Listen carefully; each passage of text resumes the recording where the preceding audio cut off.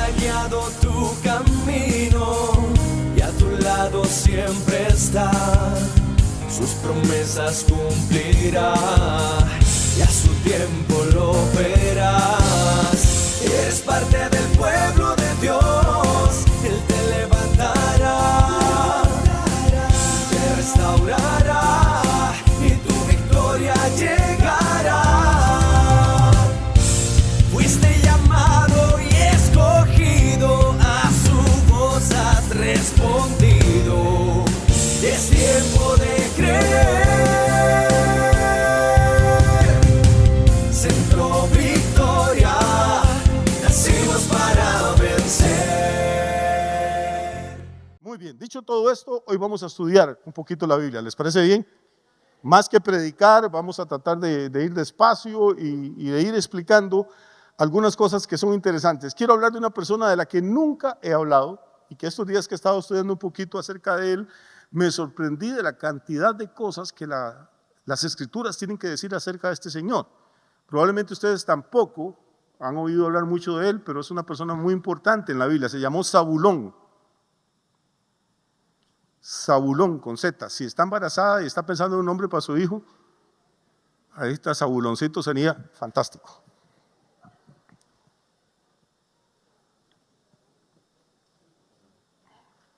Y si es una niña, pues se podría llamar Zabulona.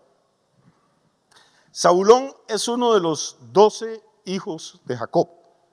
Y Jacob es el tercer patriarca de Israel. Básicamente los patriarcas de Israel son Abraham, su hijo Isaac, su nieto Jacob. Jacob tiene 12 hijos y una hija. Pero tiene que entender algo, esos 12 hijos los tuvo con 4 mujeres. Con Raquel, con Lea, con Silpa. Y de esos 12 hijos, cada uno de estos varones se convierte en una de las tribus de Israel. Después de muchos años, cuando ya Jacob está muy viejo y reúne a sus hijos, está para morir, está en cama ya, entonces reúne a sus hijos para despedirse de ellos, para bendecirlos, y mientras está en ese proceso, pues el Espíritu de Dios lo toma y Zabulón empieza a profetizar. Empieza a profetizar uno por uno a esos que ya no son muchachos, ya son hombres, ya tienen su familia, empieza a profetizar y anunciarles cómo va a ser el futuro de cada uno de ellos. Y este es un principio muy bonito, hermano. Los padres deberíamos de aprender a bendecir a nuestros hijos. Deberíamos de aprender, somos muy buenos para corregirlos, somos muy buenos para regañarlos, pero hay que bendecirlos. Y hay que anunciar para ellos un futuro de bendición, un futuro de amistad con Dios, un futuro de paz, un futuro de prosperidad. Ese es su trabajo como sacerdote en la familia. Y en el Antiguo Testamento y en el Nuevo, los hombres de Dios hacían eso. Entonces la escena con la que vamos a empezar esta mañana es la de Jacob, el patriarca, ya muy anciano, de 100 y pico de años, a punto de morir, llamando a sus hijos a la cama, poniéndoles manos a cada uno y hablando una palabra de profecía sobre ellos. No me voy a meter porque se nos va la mañana en esto, pero la historia está en Génesis capítulo 49, para los que les gusta estudiar y quieren leerla completa en su casa. Y lo interesante es cómo cuando la palabra es de Dios, cómo se cumple, hermano. Pasan siglos y siglos, pero las palabras que Jacob dijo en esa cama se cumplieron en la vida de cada uno de las tribus de Israel, de cada uno de sus hijos. Y todos sabemos que hay tribus famosas como la de Judá, de donde vino el Señor Jesús, la de Leví, de donde vienen los sacerdotes, pero de Zabulón, ¿qué sabemos en las iglesias? En realidad muy poco. Y por eso le digo que me sorprendí cuando empecé a estudiar y descubrí la cantidad de información que hay, que no vamos a darla toda, pero vamos a empezar entonces en Génesis capítulo 49, ahí empieza, dice, llamó Jacob a sus hijos y dijo, juntaos y os declararé lo que os ha de acontecer en los días venideros. Y empieza a profetizar uno por uno, hasta que llegamos al versículo 13.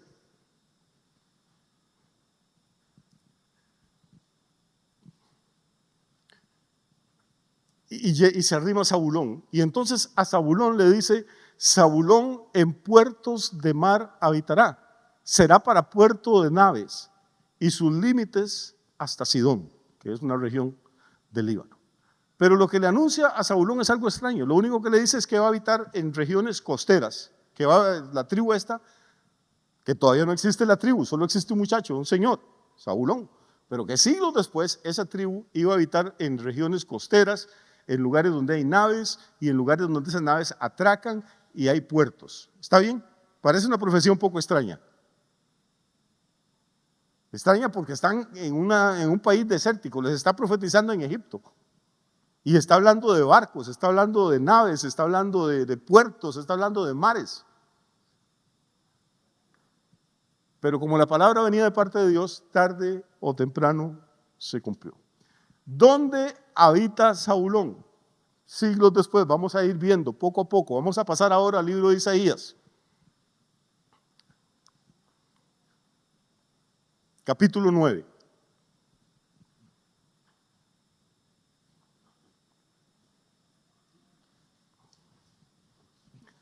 Han pasado ya muchos siglos, ahora estamos a 620 años antes de Cristo, y el profeta Isaías empieza a anunciar algo más. Dice Isaías: mas no habrá siempre oscuridad para la que está ahora en angustia, tal como la aflicción que le vino en el tiempo que livianamente tocaron la primera vez a la tierra de Zabulón y a la tierra de Neftalí. Zabulón y Neftalí son hermanos no solo de padre, sino de madre. ¿Se acuerda que le dije que Jacob había tenido 12 hijos y una hija, pero con 4 mujeres? Zabulón y Neftalí son hijos de Jacob con una señora que se llamó Lea.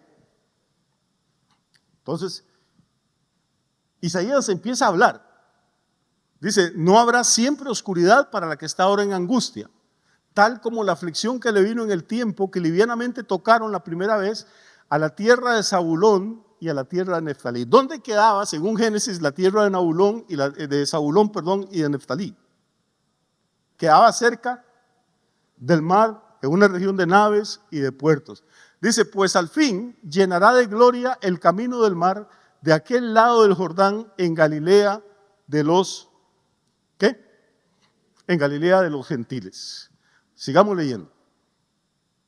El pueblo que andaba en tinieblas vio gran luz. Los que moraban en tierra de sombra de muerte, luz resplandeció sobre ellos. Muy bien, vamos a irnos ubicando, vamos despacio.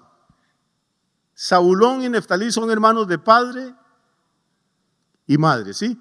Hijos de Jacob y de Lea. Antes de morir, su padre Jacob les profetiza que van a habitar en una región costera donde hay puertos y donde hay naves. Pasan los siglos. E Isaías empieza a profetizar sobre esa tierra. Dice que es una tierra de oscuridad, que es una tierra de aflicción, la tierra de Zabulón, que ha sido atacada por los enemigos, y que es una tierra, dice, donde el pueblo andaba en tinieblas y moraban en tierra de sombra de muerte. O sea que parece que la profecía que le dio el papá más bien fue como una desgracia. Van a vivir cerca del mar, pero iba a ser una tierra de sombra de muerte, una tierra de aflicción, iban a ser atacados. Pero Isaías empieza a darles una palabra de esperanza a esa gente. Volvamos al versículo 1, por favor.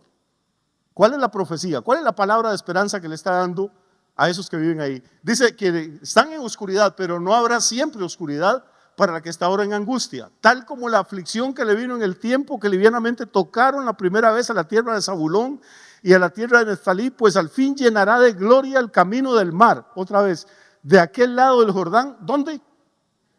Ahora sí, vamos a ir aterrizando. Entonces, la tierra donde habita Zabulón y Neftalí es conforme a lo que dijo su papá, una tierra marítima, costera, con puertos y con naves. Pero es una tierra de oscuridad, dice Isaías. Se supone que en la costa hay mucho sol. Aquí no está hablando de oscuridad física, está hablando de oscuridad espiritual. Es una tierra de angustia, es una tierra de sombra de muerte. Pero dice Isaías, 600 años antes de que Cristo nazca, que esa situación no va a permanecer para siempre, sino que esa tierra se va a llenar de luz y se va a llenar de gloria. ¿Y cómo se llama esa tierra en la época de Isaías y cómo se llama en el Nuevo Testamento? Se llama Galilea. Y ahora ya vamos entrando en un terreno que conocemos nosotros. Cuando usted lee en el Nuevo Testamento que habla de Galilea y habla montones de veces, de hecho a Jesús se le conoce como el Galileo, tiene que entender que Galilea es la tierra de Zabulón y que esa historia nació entonces miles de años antes de que nosotros la leyéramos. Isaías, 620 años antes de que Jesús nazca, empieza a profetizar sobre esa tierra. Y dice, ahora es una tierra de aflicción, es una tierra de angustia, es una tierra de sombra de muerte, pero no siempre va a estar así, porque esa tierra se va a llenar de gloria. Y el camino del mar se va a llenar de gloria. Y les va a resplandecer luz a los que viven en tierra de sombra de muerte. ¿De qué cree que está hablando Isaías? Vamos a seguir leyendo, a ver. Versículo 3 ahora, porque ya leímos el 2.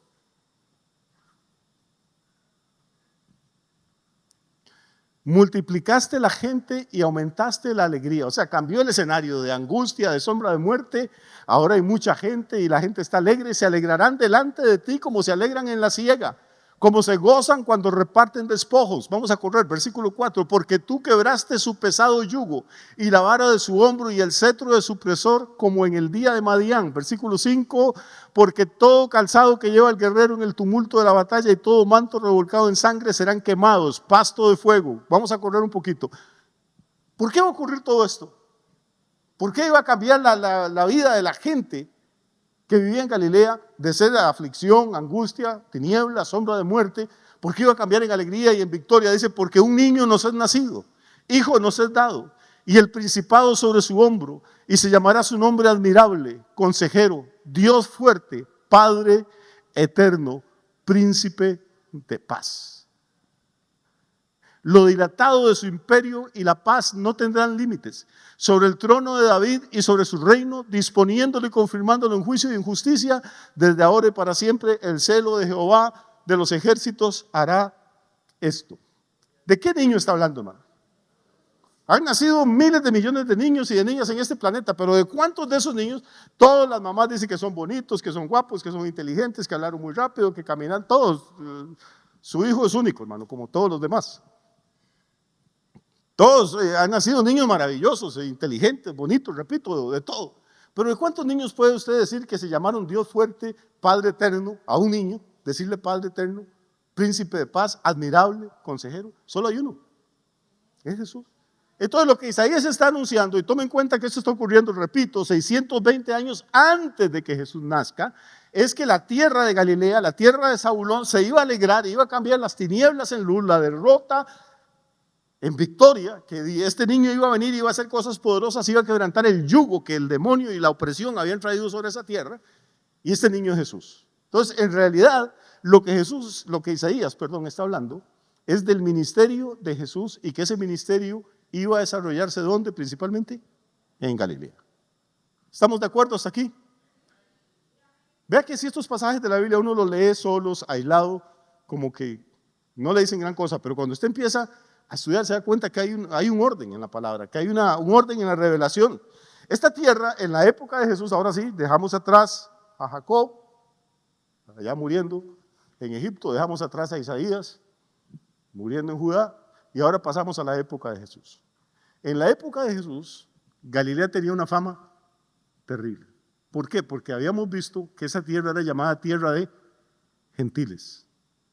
Era un puerto, llegaba gente de todas las naciones y muchos se quedaban a hacer negocios, se quedaban a vivir.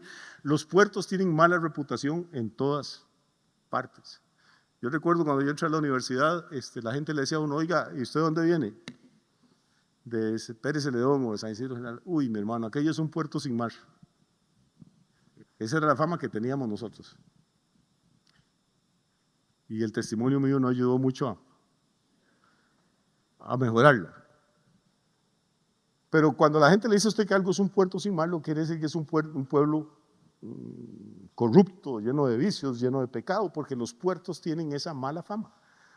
Los marineros vienen de estar 2 o 3 meses en alta mar y se bajan y lo primero que buscan es cantinas, prostíbulos, casas de juego, droga. Y entonces Galilea es llamada en la Biblia Galilea de los gentiles. Y repito, tenía una reputación fatal. Si quiere ver qué tan fatal, vamos a hacer un ejercicio. Vamos a ir a Lucas capítulo 1 primero.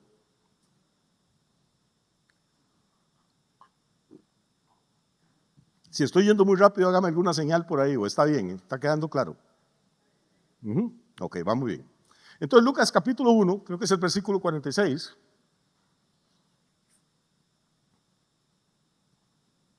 No, creo mal, no es el 46, voy a tener que buscarlo.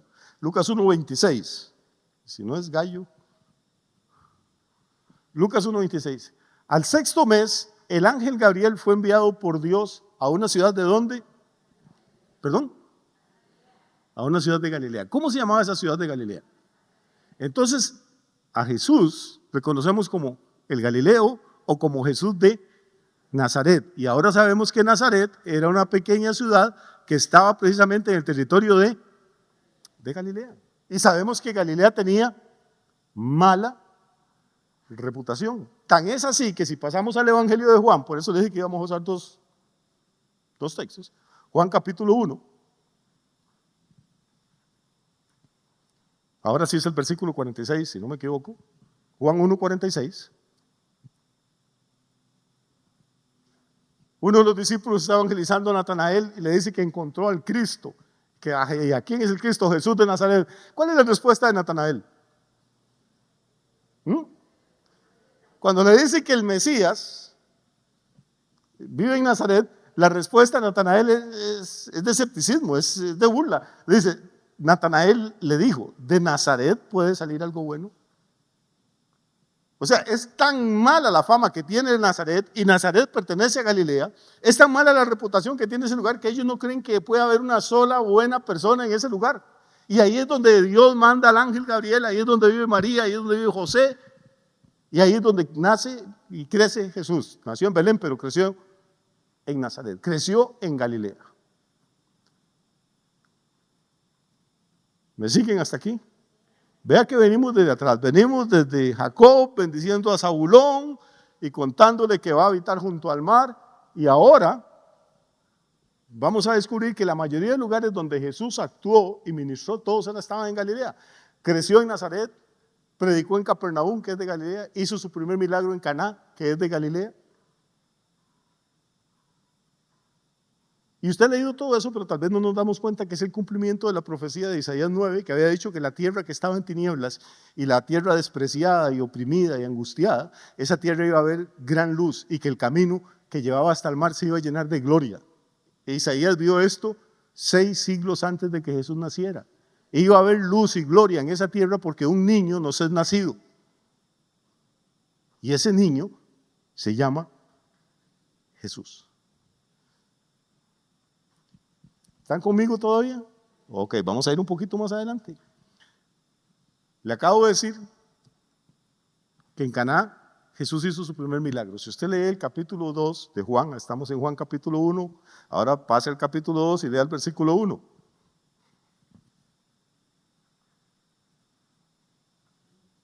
Al tercer día se hicieron unas bodas, ¿dónde? En Caná.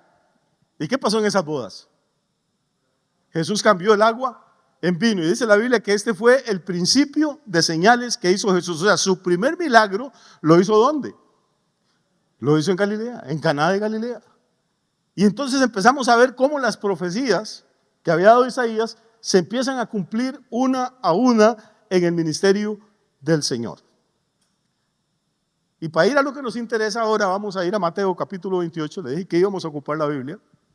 Mateo capítulo 28 es el último capítulo del primer evangelio, y vamos a leer una historia muy linda, muy importante. Los primeros 10 versículos de Mateo 28, ya Jesús está muerto, ya lo sepultaron. Dice, pasado el día del reposo, al amanecer del primer día de la semana, vinieron María Magdalena y la otra María a ver el sepulcro. Jesús acaba, hace horas que lo crucificaron, que falleció, que lo bajaron de la cruz, lo amortajaron y lo sepultaron. Ahora vienen 2 Marías a ver el sepulcro. Y hubo un gran terremoto, porque un ángel del Señor, descendiendo del cielo y llegando, removió la piedra y se sentó sobre ella. Esta es la piedra que tapaba la entrada a la cueva del sepulcro. Su aspecto era como un relámpago y su vestido blanco como la nieve. Y de miedo de él, los guardas temblaron y se quedaron como muertos. Los guardas son legionarios romanos que están cuidando el sepulcro para que nadie venga y quite esa piedra que tiene el sello del Imperio Romano y sustraiga el cuerpo del Señor. Ahora estos guardas que nunca han temblado en la batalla están temblando porque no han visto jamás algo como eso. Mas el ángel, respondiendo, le dijo a las mujeres: no temáis vosotras, porque yo sé que buscáis a Jesús, el que fue crucificado. No está aquí, pues ha resucitado, como dijo. Venid, ved el lugar donde fue puesto el Señor. Pare aquí un momentito. Hermano, respire profundo. Yo sé que usted conoce la historia, pero trate de imaginarse esta escena hace 2000 años. Unas mujeres discípulas de Jesús, seguidoras del Señor, con el corazón partido de dolor, van a tributarle a la tumba el último homenaje, el último acto de amor, de respeto. Saben que hay una piedra que los romanos pusieron ahí. No pueden ni siquiera ver el cuerpo del Señor, pero quieren ir a ver el sepulcro de ese hombre al que ellas amaron tanto. Y cuando llegan hay un temblor de tierra, la piedra está corrida, hay un ángel sentado y el ángel les dice algo. Yo sé que vinieron, ustedes vienen a buscar al Señor, pero oiga lo que les dice: no está aquí, pues ha resucitado. Esas 6 palabras son las palabras que cambiaron la historia del mundo. No está aquí, pues ha resucitado, hermano. Usted puede ir a la tumba de Mahoma, pueden llevarlo a la tumba de Buda, puede ir a la tumba de Carlos Russell, el que fundó los Testigos de Jehová, de José Smith, el que fundó los Mormones, puede ir a la tumba de todos los papas y ahí están los huesitos o el polvo. Por si va al lugar donde pusieron a Jesús, ahí no hay nada porque ha resucitado. Bendito sea Dios. Hay gente que pierde el tiempo y la plata para que lo lleven. En Israel tienen como 20 sepulcros de Jesús. Y al pobre turista lo pasan de uno y el otro y se persignan y se arrodillan y si son evangélicos hablan en lenguas. Pero ahí no hay nada, hermano, eso son piedras. Todos los fundadores de religiones vivieron, predicaron, murieron y están hechos polvo. Jesús es el único, hermano, que se levantó de los muertos. De hecho, hay una de las versiones dice: ¿por qué buscáis entre los muertos al que vive? Es terrible ver a la gente todavía, hermano, besando crucifijos y besando estampas de un Cristo muerto. Si Cristo estuvo colgado en la cruz solamente 6 horas, nada más, de 9 de la mañana a 3 de la tarde, 6 horas en la cruz, 72 horas en la tumba, pero tiene 20 siglos de estar sentado a la diestra del Padre con un nombre que es sobre todo nombre. ¿Por qué la gente sigue buscando entre los muertos al que vive? ¿Por qué siguen dándole honor y honra y gloria? Hay imágenes de papel, de madera, de yeso, de oro, de plata, de plástico, de lo que sea, porque ahora hasta las hacen en China. ¿Y por qué les cuesta tanto darle honor y gloria a un Cristo vivo, hermano, resucitado, poderoso? Ese mensaje que da el ángel, estas 6 palabras cambian la historia, hermano. No está aquí, pues ha resucitado, como él dijo. Él había dicho que iba a resucitar. Vengan, vean el lugar donde fue puesto el Señor. Les voy a enseñar el sepulcro, pero ahí ya no está él. Y vayan pronto y díganle a sus discípulos que ha resucitado de los muertos. Y aquí va delante de vosotros. ¿A dónde? ¿A dónde va el Señor resucitado? Al mismo lugar donde empezó, a la tierra de Zabulón, a la tierra de la angustia, del dolor, hermano. A la tierra de la oscuridad. ¿Y a dónde les pide Jesús a los discípulos que vayan? Al lugar donde habían caminado con Él. Al lugar donde habían visto sus milagros, donde lo oyeron enseñar, donde comieron juntos.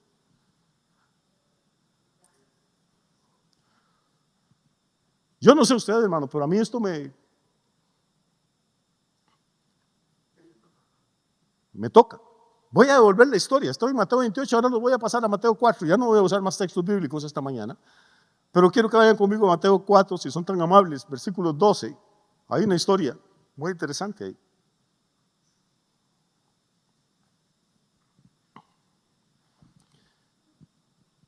Capítulo 4 de Mateo, los primeros 11 versículos cuentan que Jesús estaba ayunando en el desierto, ¿se acuerda?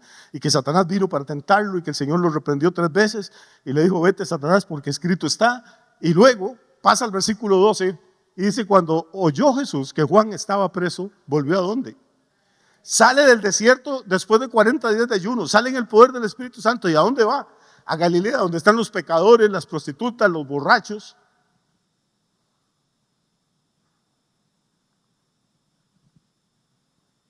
Volvió a Galilea y dejando Nazaret, vino y habitó en Capernaum. ¿Y qué es Capernaum?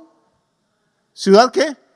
Marítima. ¿Dónde le había dicho Jacob a Zabulón 1000 y pico de años antes que iban a habitar? Dice cerca del mar, en la región de Zabulón y de qué? Y de Neftalí. ¿Se da cuenta cómo este texto lo que está haciendo es conectarlo usted con Génesis 49:13? Repito, si uno lee los textos salteados, pues no va a haber nada, pero si usted empieza a buscar y a estudiar y a escudriñar, se va a dar cuenta que hay una relación increíble entre todos los libros de la Biblia. Entonces Jesús viene, después de salir del desierto, lleno del poder del Espíritu Santo, después de derrotar al diablo, Satanás tentó a Adán y a Eva en un huerto, hermano, con todos los alimentos, con el agua, con la belleza, con la comida. Todo lo tenían ellos a su favor y cayeron. A Jesús lo tentó en un desierto lleno de escorpiones, de piedras y de arena, cuando él tenía hambre, cuando no había ni una uva, ni una manzana, ni una naranja para comer. Y Jesús salió victorioso ahí. Y cuando sale victorioso del desierto, se va para Galilea. Y cuando sale victorioso de la tumba, le dice a los discípulos, voy para Galilea. Hay algo en esa tierra. En la tierra de la oscuridad, en la tierra de la opresión, en la tierra del yugo, en la tierra de la ignorancia espiritual, ahí es donde Jesús quiere brillar y quiere que usted brille también, hermano. El problema que tenemos hoy en día en las iglesias es que la gente se cree demasiado santa. Se convierten y se les olvida que Dios nos sacó a nosotros de Galilea. Se les olvida quiénes éramos y quiénes seríamos si no fuera por la gracia de Dios. Y entonces tenemos las iglesias llenas de personas que feliz, qué bueno que soy, ya no me drogo, ya no tomo, ya no adultero, ya no adoro ídolos, pero no le hablo de Cristo a nadie, me importa un pepino si el vecino se va al infierno o no se va. ¿Qué hace Jesús, hermano? Sale del desierto, oye que Juan está preso, sabe que Juan ya no va a salir de la cárcel, sabe que Juan va a morir a manos de Herodes, y ahora Jesús toma el relevo. Juan le preparó el camino, fue el precursor. Ahora Jesús entra a Capernaum, dice, él creció en Nazaret, pero dejó Nazaret y vino y habitó en Capernaum, ciudad marítima, en la región de Zabulón y de Neftalí, verso 14, para que se cumpliera lo dicho por el profeta Isaías, cuando dijo, tierra de Zabulón y tierra de Neftalí, camino del mar, al otro lado del Jordán, Galilea de los gentiles. ¿Se acuerdan del texto? Si lo acabamos de leer en Isaías 9. El pueblo asentado en tinieblas vio gran luz, y a los asentados en región de sombra de muerte, luz les resplandeció. Desde entonces comenzó Jesús a predicar y a decir, arrepentidos porque el reino de los cielos se ha acercado. ¿Dónde empezó Jesús a predicar? En Capernaum, que es de Galilea. ¿Dónde hizo su primer milagro? En Caná, que es de Galilea. ¿A dónde le dice a los discípulos que regresen después de que él resucita? A Galilea. Ahí empezó Jesús a predicar. Verso 18. Y andando Jesús junto al mar de Galilea, vio a dos hermanos, Simón, llamado Pedro, y Andrés su hermano, que echaban la red en el mar porque eran pescadores. Los pescadores también tienen mala reputación. Más, con solo que usted le quite una S ya dejan de ser pescadores y se convierten en pecadores. Y lo primero que llama, sus primeros discípulos, los primeros soldados que él recluta para el ejército que está levantando, son pescadores ¿de a dónde? De Capernaum. Y Capernaum es de Galilea. Estaban pescando en su barca. ¿Qué le había dicho Jacob a Zabulón? Le dijo que iba a habitar en tierra de naves. Y sigue. Y les dijo, venid en pos de mí y os haré pescadores de hombres. Sí. Ellos entonces, dejando al instante las redes, le siguieron. Verso 21. Y pasando de allí vio a otros dos hermanos, Jacobo, hijo de Zebedeo, y Juan, su hermano, en la barca con Zebedeo, su padre, que remendaban sus redes, y los llamó. ¿Dónde reclutó Jesús su ejército? ¿Dónde reclutó sus discípulos? No entre los santulones, hermano, no entre los religiosos, no entre los fariseos ni los saduceos, no entre los que jugaban de perfectos, entre la gente más despreciada, la gente a los que los demás judíos decían, ¿acaso puede salir algo bueno de Nazaret? ¿De esa tierra de maleantes? Mis compañeros que se burlaban diciendo, hermano, que esto era un puerto sin mar. Pues sí, San Isidro sigue siendo un pueblo corrupto. Pero aquí Dios está levantando también un ejército. Dios está levantando hombres y mujeres, hermano, que peleen la batalla, que le glorifiquen a Él. Donde hay más tinieblas y más oscuridades, donde más podemos brillar. La Biblia dice que donde el pecado abunda es donde sobreabunda la gracia de Dios. ¿O no? Pero hermano, para que sobreabunde la gracia de Dios, usted y yo tenemos que hacer algo. Lo que Jesús, a través del ángel, le dice a esas dos mujeres es, vayan, busquen a los discípulos y díganles que vayan. Terminamos, ahora sí, volvemos a Mateo 28 para ir finalizando esto. La idea, por lo menos. Vamos a correr un poquito. Verso 4.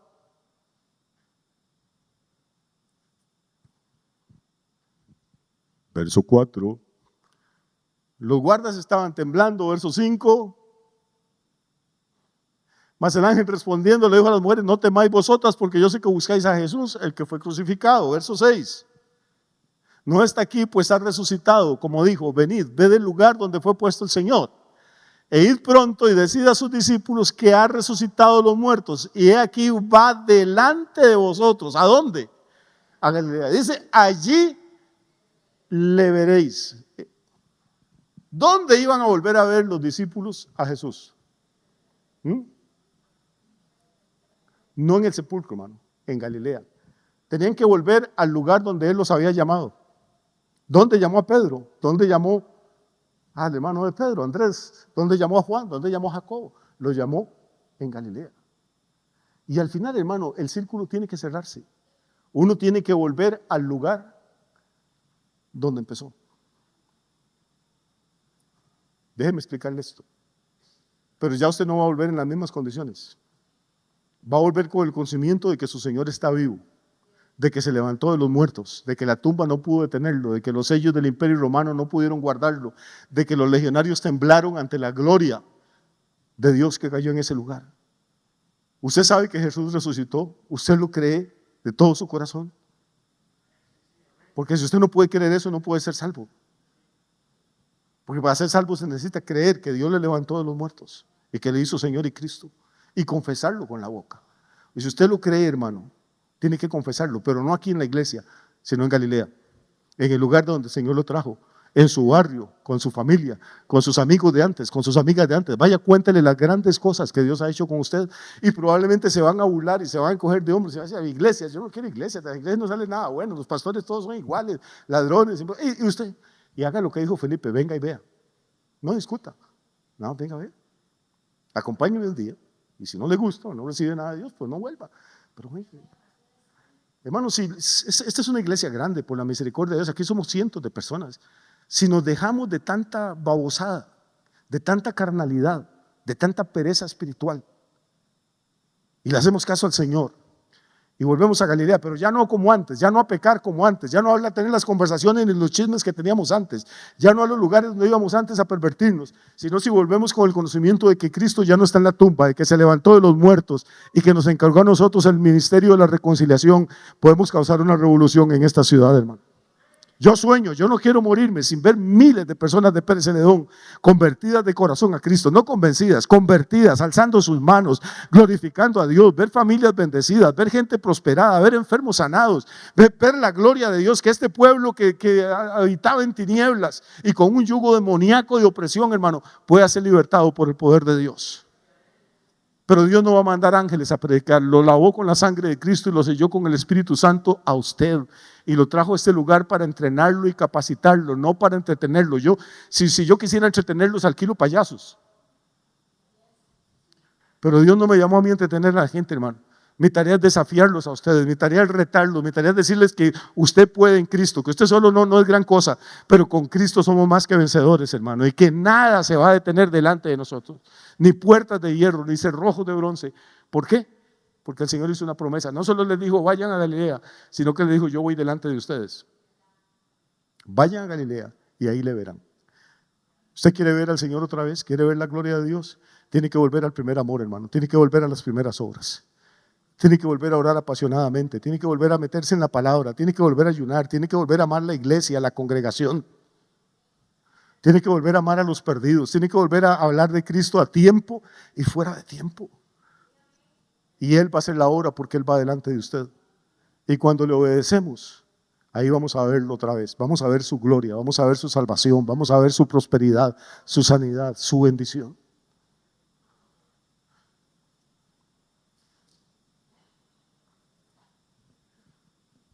Somos cientos de personas. Si cada uno de nosotros ganara a 2 personas por año, nada más a 2, en 5 años tendríamos que estar votando esto, en 2 o 3 años, a ver dónde metemos la gente. No cabríamos, tenemos que estar pensando en comprarle a los vecinos, tenemos que estar pensando en hacer otra cosa. No hay nada más terrible que ser un cristiano religioso. Semana tras semana sentado uno oyendo las mismas cosas y se va para la casa y vuelve a vivir igual, sin propósito, sin sentido. Cristo llamó a Pedro, llamó a Andrés, llamó a Juan, llamó a Jacobo, llamó a estas mujeres, llamó a muchos y les cambió la vida. La vida de esta gente nunca volvió a ser igual. Y los llamó cuando Pedro y Andrés estaban pescando, Juan y Jacobo estaban remendando las redes. Dios siempre llama a gente que está ocupada. Dios nunca ha llamado a un vago. A Eliseo lo llamó cuando estaba arando con 12 yuntas de bueyes. A Mateo lo llamó cuando estaba en el banco de los tributos. Usted dice, pastor, es que yo no puedo porque yo trabajo, porque yo estudio. Pues esa es la gente que Dios quiere. Ahí en su trabajo y en su estudio. No le estoy diciendo que renuncie y se haga pastor, sino que ahí donde Dios lo tiene a usted, en su Galilea, empiece a hablar de este Cristo maravilloso. Empiece a contarle a la gente lo que Dios ha hecho en su vida, lo que Dios está haciendo en la iglesia. No se conforme con pasar el resto de su vida, hermano. Cada día que nos despertamos es una bendición de Dios, pero es un día menos que tenemos para hacer la obra de Dios. Los días se van más rápido y los años pasan más rápido de lo que creemos. Y usted fue comprado a precio de sangre para que tenga una vida con propósito, una vida con significado. Hay que trabajar, hay que estudiar, hay que atender el hogar, hay que hacer muchas cosas. Pero lo más importante es que el Cristo resucitado nos dice, vayan a Galilea, vayan a donde empezaron, porque yo voy delante de ustedes. Y si Él va adelante, hermano, nada que el enemigo haga nos va a poder parar, porque es más grande el que está en nosotros que el que está en el mundo. Así que eso es lo que yo quería decirles esta mañana. No quería regañar a nadie, ni estoy regañando a nadie, me estoy predicando a mí mismo también, hermano, créanme. Porque uno también se va descuidando y va bajando la guardia, y cuando se da cuenta, se contenta pues nada más con venir y predicar e irse para la casa. Pero ahí afuera está Galilea, ahí está bajo el yugo de no sé cuántos demonios en esta ciudad, de narcotráfico, de drogadicción, de fornicación, de adulterio, de idolatría, de lo que usted quiera ahí afuera. Pero aquí es donde Dios nos plantó, hermano. Y el pueblo que moraba en tinieblas puede ver gran luz si usted y yo nos disponemos. Amén. A hacer las primeras obras. Que Dios les bendiga muchísimo esta mañana.